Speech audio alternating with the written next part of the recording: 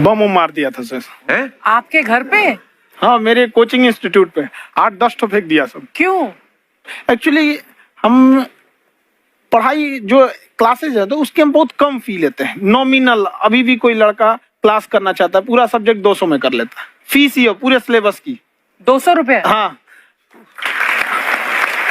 तो बाकियों को थोड़ा सा प्रॉब्लम आने लगा ओह, और हमको अच्छा। समझाएं हमको क्या दिक्कत है, क्योंकि बहुत सारे लड़के जब हम लोग अपने स्टूडेंट लाइफ में थे, इंटरमीडिएट क्रॉस किए थे, तो हमारे साथ के कुछ लड़के पढ़ने के लिए चले गए थे दिल्ली, उनको यूपीएससी निकालने के लिए चले गए थे। हालांकि जो गए थे उनमें किसी का नहीं हुआ। तो हम लोग ना उनको जब स्टेशन छोड़ने आए थे, बड़ा भारी मन से हम लोगों ने विदा किया कि इन लोग के गार्जियन कितने पैसे वाले हैं, इन्हें भेज दिए वहां, हम लोग के नहीं भेज सकते थे। तो ऐसे लाखों स्टूडेंट है जिनके गार्जियन नहीं भेज सकते। इनका मतलब गरीब होना कोई अपराध नहीं है, उसे कोई पढ़ाई से नहीं रोक सकता। बिल्कुल।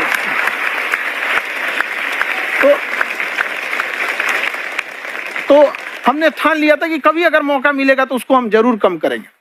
तो इस साल हमको मौका मिला, तो वो जो टफेस्ट एग्जाम है इंडिया का, यूपीएससी, उसकी 2.5 लाख की फीस को हम 7,500 में कर दिए। और सेम, बहुत बढ़िया, वेरी गुड। और इंडिया के सबसे बेस्ट टीचर के साथ जो भी हैं वो अपने सब्जेक्ट में उससे बेस्ट इंडिया में कोई नहीं। और इतना के बावजूद ऐसे हम लोग को लगता होगा 7,500 बहुत कम है। एक लड़की ने कहा कि सर शाम वाले बैच को ना मॉर्निंग में कर दीजिए। हम कहे बाबू तो इतना सबके इंडिविजुअल से तो बैच ट्रांसफर नहीं, क्या प्रॉब्लम है? उसने कहा ना शाम में हमको दूसरे के यहाँ बर्तन मांजने जाना होता है। ओ, तो हम लोग को लगता है कि जितना ये तकलीफ इससे कई गुना जाते हैं। और कई बार तो ऐसा लगता है कि वो भी ना ले। एक लड़का बेचारा नदी से बालू निकालता था और वो बालू को भरता था, फिर नाव बालू को किनारे लेके बेचती थी, और वो बालू भरता था, उससे मेरी फीस ले आया। हमारा हाथ कांप गया, हम कैसे फीस ले लेंगे यहाँ पर। बहुत बढ़िया।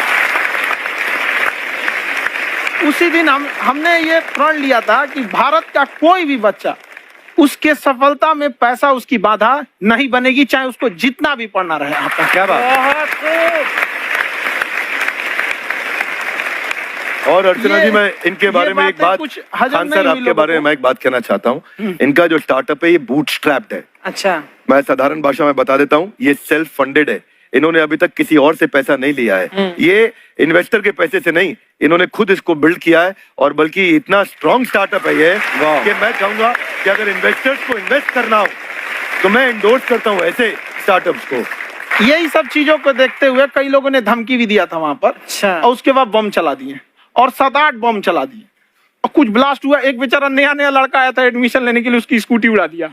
वो आया था, कहा कि सर हम तो पढ़ने आए थे, हमारा स्कूटी उड़ गया। हमारी ऑफिस उड़ा दिए सब। एक तो पास में आके गिरा, और नहीं फटा वो।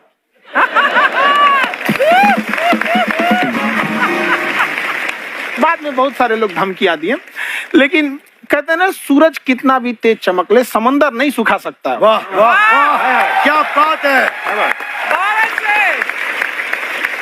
मैम एक्चुअली ये फीस कम करने का एक और रीजन है।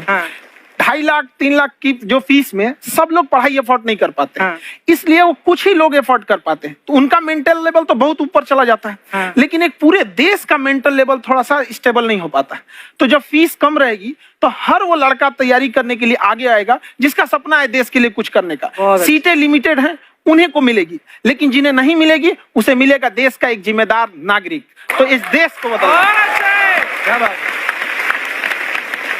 हम लोग विश्व गुरु कहे जाते थे, क्यों? क्योंकि दुनिया से लोग हमारे यहाँ पढ़ने आए थे। चाइना से ह्वेनसांग आया, फायान आया, आज कोई नहीं आता है। हम लोग का उद्देश्य एक समय आएगा जो फिर आएंगे यहाँ पढ़ने के लिए। क्या बात है।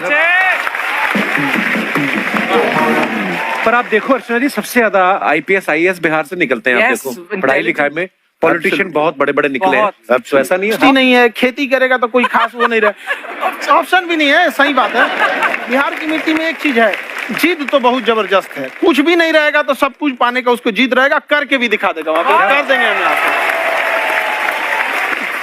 कहाँ सर, हमने सुना है आप 5 स्टार में रुके थे कल, और नीचे जाके वड़ा पाव खाने गए आप रेडी पे। एक्चुअली क्या है ना कि वहां जो चीजें सीखने को मिलती है ना, खाली पेट और खाली जेब इंसान को जो सिखाते हैं वो किसी यूनिवर्सिटी कॉलेज में नहीं सिखाया जा रहा। और गरीबी बड़ा बेशरम चीज होती है।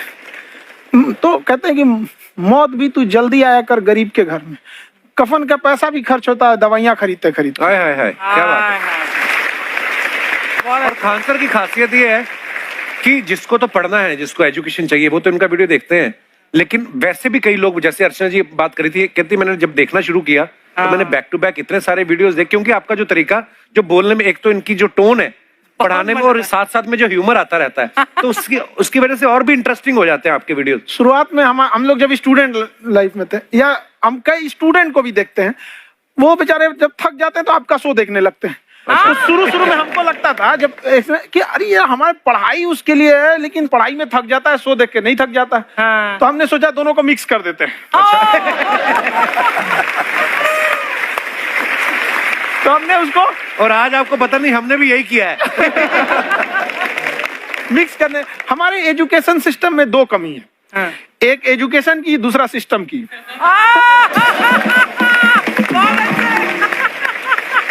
लगा के गोरी लेंस नीला नीला तबाह करू जीवा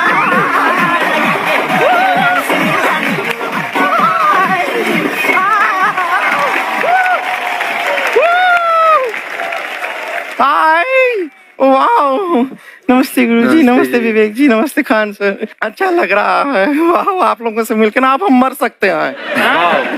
मरो फिर। ये कैसी बातें कर रही हो गुड़िया तुम? हम कह रहे हैं हम इंड पे मर सकते हैं। आप पटना से है ना? हमें भी पटना पसंद है, बस कोई पटाने वाला चाहिए।